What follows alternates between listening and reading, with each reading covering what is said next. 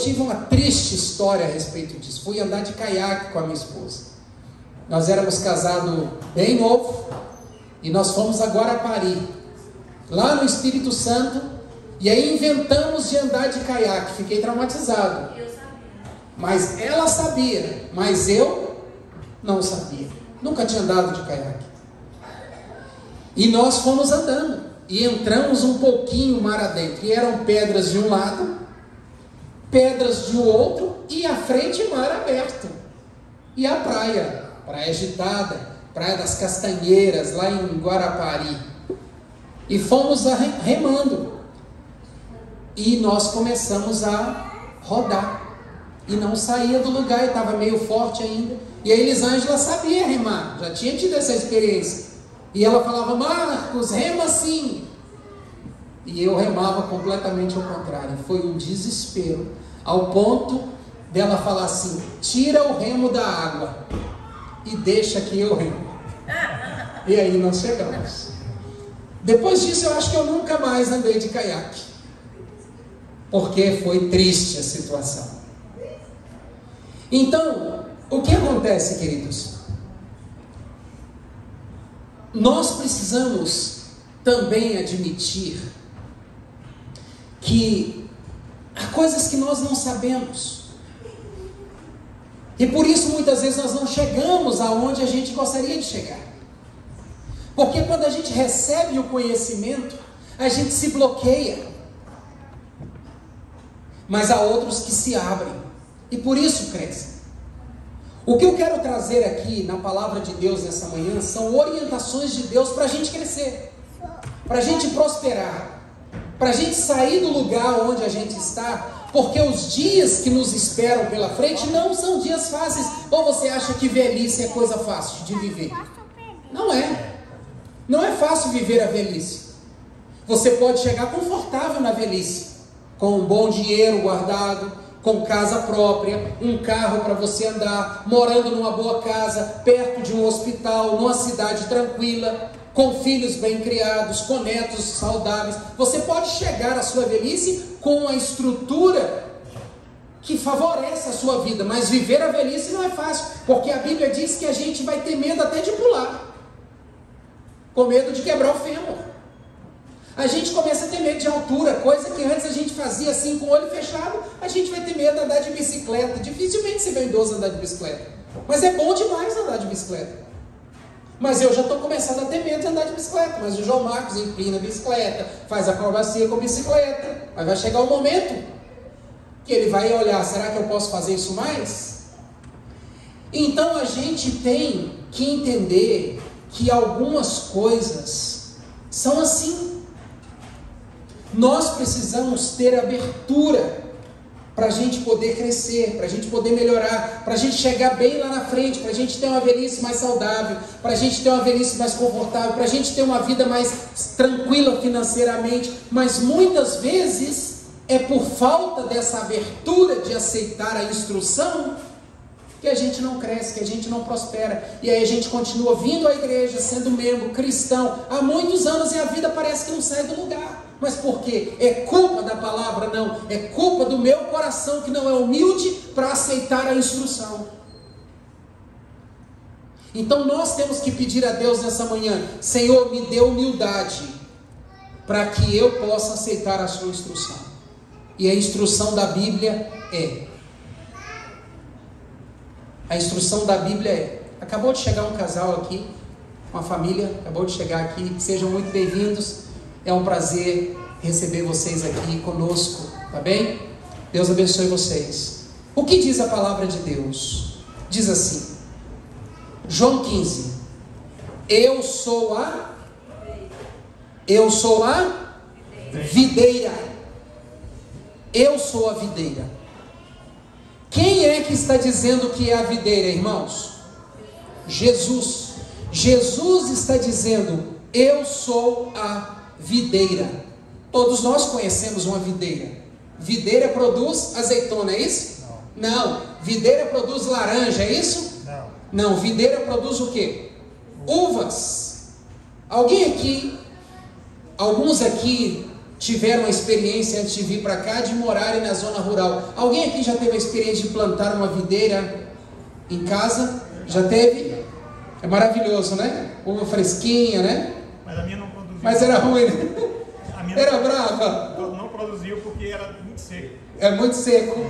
Mas é natural da vinha ou da videira, ela cresce como um raminho e vai.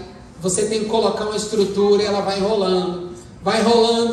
E os branches dela, quer dizer, os galhos dela, os ramos delas vão aonde? Vão longe. Então ela dá ramos para todas as direções. Para todas as direções. Essa é a natureza da videira. A natureza da videira é expandir, é crescer, é dar ramos para todas as direções, para dar frutos em todos os lugares. E Jesus, quando esteve aqui, ele olhou para a sua plateia, para a sua audiência, Gilmar, e disse assim: eu sou a videira. Eu sou a videira. E aí ele continua dizendo: eu sou a videira, mas eu sou a videira verdadeira. Essa palavra é muito importante. Se Jesus disse assim: nos últimos dias, tomem cuidado com os falsos profetas. O que Jesus estava dizendo? Que nos últimos dias existiriam os falsos, mas teria os verdadeiros também. Você já viu a cópia de uma nota de $3 falsa? Não. Você já viu? Não. Uma cópia da nota de $3 falsa? Não tem a verdadeira. Por que não tem? A verdadeira não. Porque não tem verdadeira. Então só dá para copiar aquilo que é verdadeiro. Por que existe o dinheiro falso? Porque existe o dinheiro verdadeiro. Jesus está dizendo, ele olhou para ele e disse assim: eu sou a videira. Por que Jesus disse isso? Porque também existe uma videira falsa, que promete vida, e que tem ramos, e que está disposta a agregar todos nela, e ele faz produzir frutos também. Existe uma videira verdadeira e existe uma videira falsa. Quem é a videira verdadeira? É Cristo. Ele é a videira verdadeira. E ele diz assim: e o meu pai é o agricultor. Quem está cuidando da videira verdadeira é o Pai que está no trono. Mas ele também coloca para nossa reflexão: se existe uma videira falsa, quem é o agricultor da videira falsa? Acompanhe o raciocínio. Se existe uma videira verdadeira que é Cristo, então existe uma videira que é falsa. Se Deus é o agricultor da verdadeira videira, quem é o agricultor da videira falsa? Ambas são videiras, porém uma verdadeira e outra falsa, e ambas têm um agricultor. Porém o agricultor, um é Deus e o outro é Satanás. E o outro é Satanás. E ele continua dizendo: todo aquele que estando em mim, todo aquele que estando em mim não der fruto, não pode ficar na videira verdadeira. Porque o Pai vai fazer o que com ele? O Pai vai cortar. E é exatamente assim que acontece com a videira. Quem já plantou vinha e vai andando embaixo das parreiras de vinha, sabe que você tem que ir com um alicatezinho cortando os brotos que você sabe que não vai produzir, só vai atrair a energia dos outros que são promissos a dar frutos. E a gente faz isso no quiabo, a gente faz isso na abóbora, quem já trabalhou em zona rural como eu, a gente faz isso na batata, a gente faz isso com tudo que dá broto, porque existem brotos que a gente vê que não vai produzir, mas outros vão produzir. Então a gente corta aquele que não presta para a energia e toda para aquele outro. É assim que funciona. Jesus está dizendo: eu sou a videira verdadeira, o meu Pai é o agricultor, eu tenho vida para dar a quem está ligado em mim. Mas se esse que está ligado em mim não dá fruto, que é o que tem que dar, ele tem que ser cortado fora e jogado fora para o fogo. Jesus está dizendo que Ele veio para que a humanidade ficasse ligada nele e tivesse vida.